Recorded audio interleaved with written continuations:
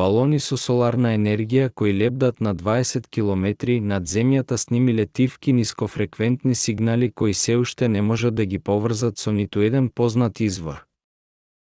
Кога почнавме да летаме со балони пред многу години, не знаевме што ќе слушнеме, вели атмосферскиот научник Даниел Бауман од Националните лаборатории Сандија во Ново Мексико.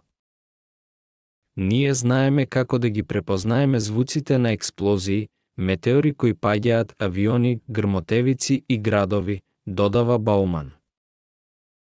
Тој и неговите колеги користеле балон на соларна енергија за да ги измерат инфразвучните сигнали, звуци со толку ниска фреквенција што луѓето не можат да ги слушнат.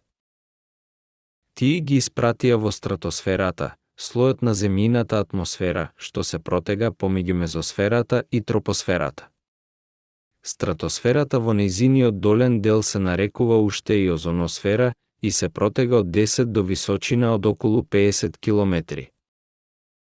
Научниците дизајнирале балони направени од тенка пластика широки околу 7 метри и ги наполниле со јаглен во прав кој се загрева на силна сончева светлина и предизвикува балоните да лебдат. Во период од 7 години, експертите подигнаа повеќе од 50 балони во стратосферата. За разлика од краткотрајните метеоролошки балони, овие балони со соларна енергија сами можат да останат во стратосферата со часови. Податоците што ги собрале покажале дека стратосферата звучи многу различно од површината на Земјата. На теренот, инфразвучните сензори собираат сигнали отфрлени од ветровите надолу, но балоните лебдеа над тие ветрови и забележаат траги од турбуленции во другите делови на атмосферата и инфразвукот од морските бури. Сепак, тие пронајдоа и многу сигнали чие потекло е непознато. Овие мистериозни сигнали би можеле да бидат поврзани со типови на атмосферски турбуленции кои никогаш претходно не биле снимени. Но, треба да се забележи дека досега ретко истражувавме звуци во стратосферата, па затоа е тешко да се направат какви било добро основани предпоставки, изјави Бауман за News Scientist.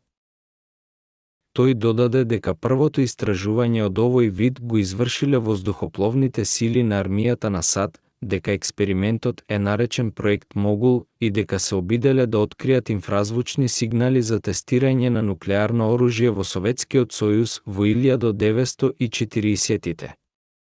Еден од балоните на Project Mogul се урна во Розвел, Ново Мексико, со што јавноста стана свесна за оваа тајна програма. Прикривањето на воената цел на проектот за балон доведе до теории на заговор, кои често беа поврзани со теории на заговор за вонземјани, а повеќето од податоците од подоцнежните експерименти со балони, кои завршија во 1900, беа класифицирани, рече Бауман.